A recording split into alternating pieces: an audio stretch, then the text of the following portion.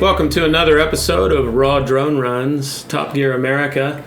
I'm Russell Spurlock and my company's Furious Pugs. I did a couple of seasons of Top Gear America. The second one is just now coming out, so I wanted to show you a little bit of behind the scenes from the show and what it's like to fly drone on a show like this.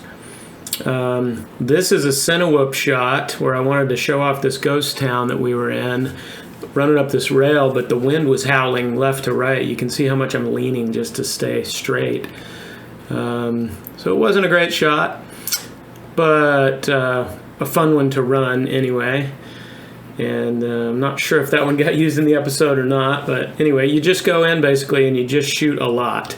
Try to shoot cool stuff. Nobody was telling me what to shoot here. We're just kind of, while other folks are doing things that are prescribed things that they have to do, if I had free time, I would just go out and just shoot around. And you try to get as much B-roll as you can, and some of it will get used. This was a fun shot. Anytime I'm up against a mountain like this, I always try to do a hill run dive. I got to do a couple in different places. Again, super windy, so I'm flying pretty conservatively, and also I'm pretty far up there, and it's a little different than flying on your own.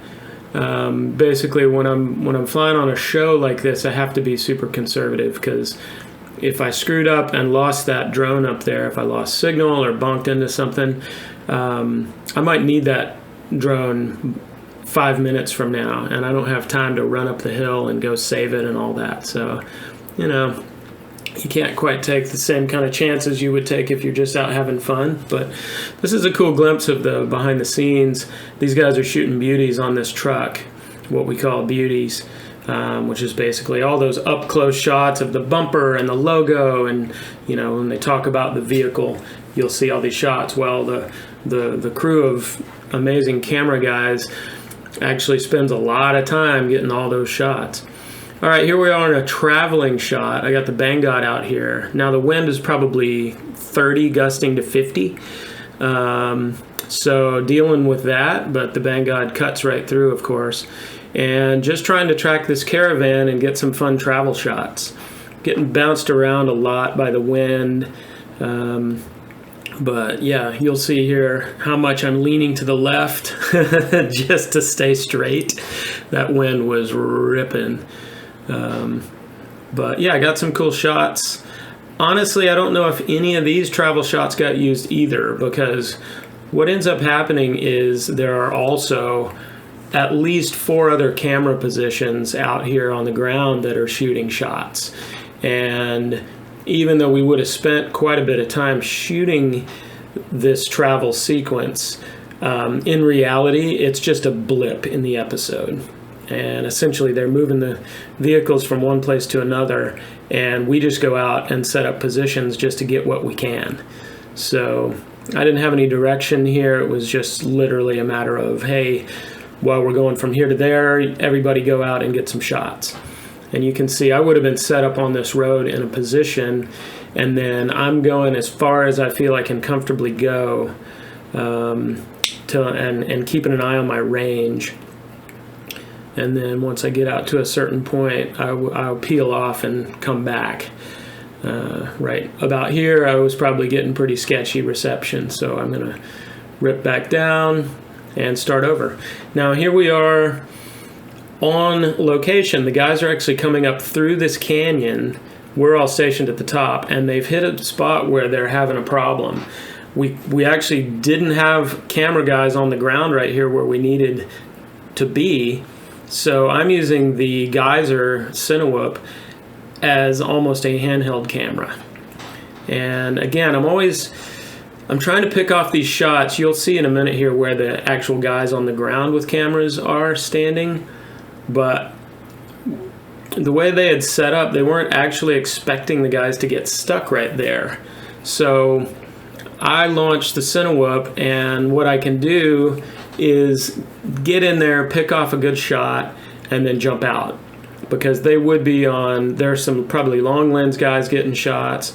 So here I come. This is where I'm sort of sussing out what's going on realizing they're all stuck there, and now I'm going to try to pick off a couple of shots. There's the camera guys down there walking up. So you have to make sure you're not screwing up audio too. They might be talking. Here we go. This was a really good moment in the show though, and I'm pretty sure my shot here would have played in the show. I'm picking off basically a handheld camera shot, and Jethro ends up having to push Rob up the hill with the truck here. So this was really happening. Or actually, that's Jethro in the front. I think maybe Rob is in the Isuzu in the back there. And yeah, Jethro needed help with his little Jimny to get up here. And so I'm just dropping in. I think this is a geyser with a naked Hero 8 on it. And yeah, there's the camera guys down there. So, but my shot's the best shot here. So they told me actually over the radio, hey, jump in there and get that. And I'm getting that, and since they've got their windows up, they would have been mic'd inside the vehicles, then I'm not going to be screwing up anybody's audio. And generally somebody will yell at me over the radio to get the hell out of there when I am screwing up audio. So yeah, this was really fun for me and very different, not chasing drift cars, not hauling ass. It's more really just getting in there and just picking off some shots.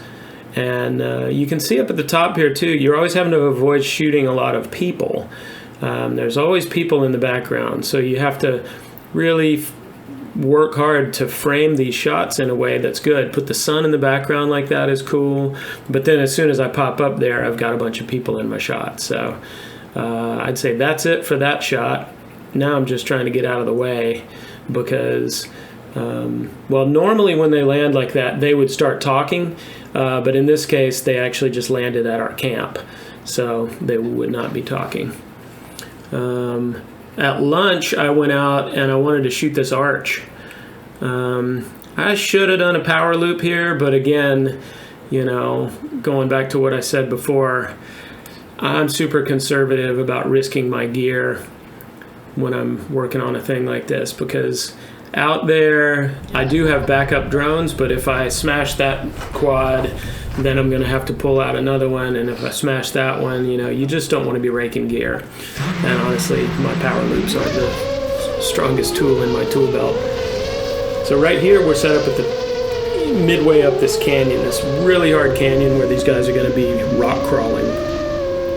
And I'm going to be doing kind of the same type of thing, but I also want to get some shots when they're entering the canyon. We talked about what we're going to do. So this is a scouting run, basically. I'm just scouting, seeing what it's like to fly the FPV through here, what's my signal going to be like. I'm also putting the Inspire 2 up in the air to get a static shot. Again, the FPV is going to be the better shot for this, whereas more often than not on Top Gear, I was flying a lot of Inspire 2.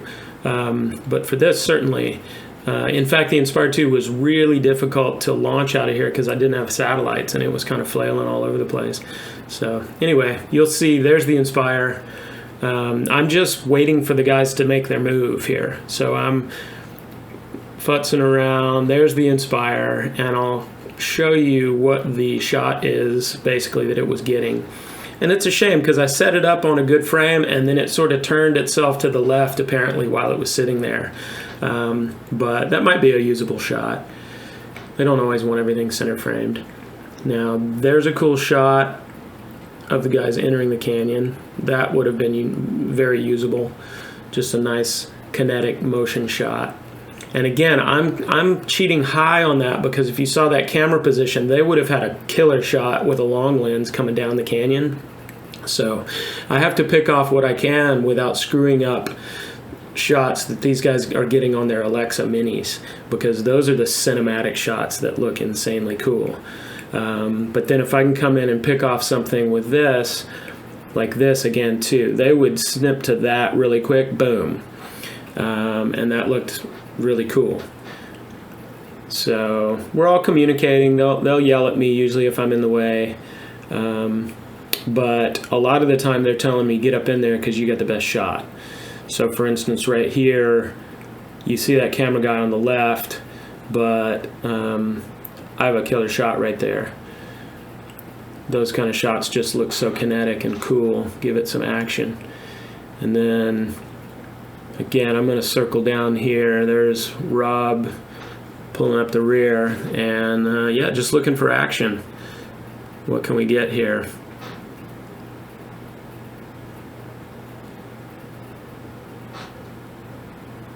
So this is when they were just beating the crap out of these things. Those rocks are vicious.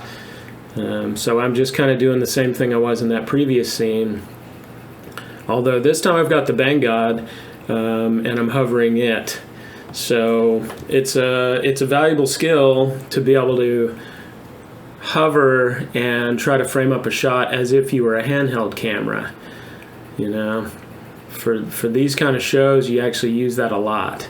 And of course, you know, it's FPV, it's fixed camera, there's no gimbal. So you just gotta, you do what you can to frame up your shot. It's cool because I was able to, oh, you know what's happening here? Dax has, I think, broken the truck at this point.